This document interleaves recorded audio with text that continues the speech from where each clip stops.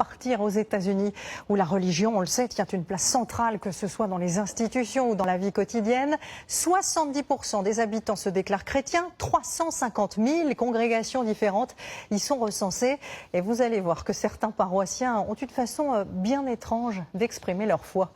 Amandine Atalaya, Mathieu Derrien et Adrien Ponsard. Jusque-là, tout va bien. Cette messe commence de la façon la plus chrétienne qui soit. Puis on découvre le pasteur perché sur un balcon avec un micro de chanteur, devant lui des voitures uniquement, et tout d'un coup, pendant son prêche... Je vous remercie d'être là. Vous avez bien entendu, voilà comment les fidèles ici prient le Tout-Puissant. Pour dire amen dans la voiture, on klaxonne. Voilà, amen. Soyez tous bénis. Vous aurez remarqué ses habits du dimanche, sweat, casquette et lunettes de soleil. Ici, tu viens comme t'es. On s'embête pas à se changer ou à se raser.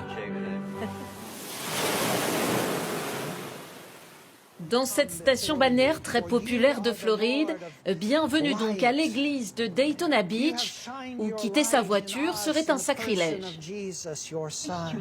C'est tellement confortable. Comme dans les restaurants de fast-food, c'est une église drive-in, l'une des deux seules aux États-Unis. Elle s'est installée dans un ancien cinéma en plein air dans les années 60. On communie donc, en enlevant quand même sa casquette, avec une hostie distribuée à l'entrée, et le chien communie aussi.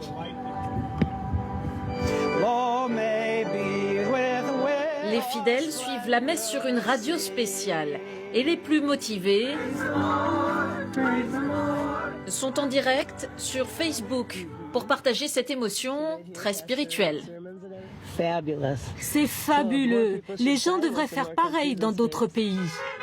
Fin du spectacle. Salut, moi j'ai des courses à faire. Et personne ou presque n'attend le pasteur qui se lance à la poursuite des fidèles pour les saluer en chair et en os, mais... Le temps que j'arrive, il y en aura plus que 3 ou 4. En effet, il tient à garder un contact humain malgré tout, lui qui parle à des carrosseries chaque dimanche matin. C'est très inspirant. J'ai mis un peu de temps à m'habituer, mais on réalise qu'il y a des gens derrière ces pare-brises.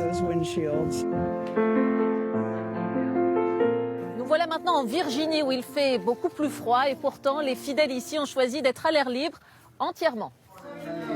Ils vivent selon les préceptes nudistes en toutes circonstances. D'habitude, l'église est remplie. Mais ce matin-là, 6 d'entre eux seulement sont venus. Les autres ne font plus confiance aux médias après des reportages moqueurs. Seigneur, sauve-nous. Quand eux prennent très au sérieux ce culte minimaliste qui les mettrait sur un pied d'égalité. Rien ne nous distrait ici. On est tous pareils, à l'état naturel.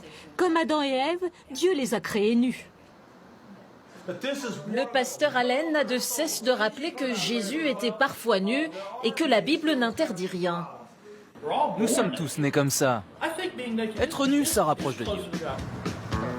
Bill, lui, rapproche son église des chrétiens. C'est inventif aussi. Vous pourrez le croiser sur les routes de la Virginie, toujours.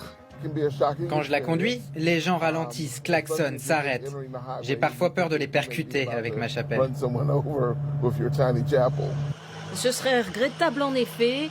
L'idée est plutôt de marier des chrétiens à domicile, dans leur jardin. Elle m'a coûté 50 000 €. À raison de 500 € le mariage, Bill l'a déjà remboursé et s'assure avec son mobil-home à vitraux une retraite de pasteur dorée.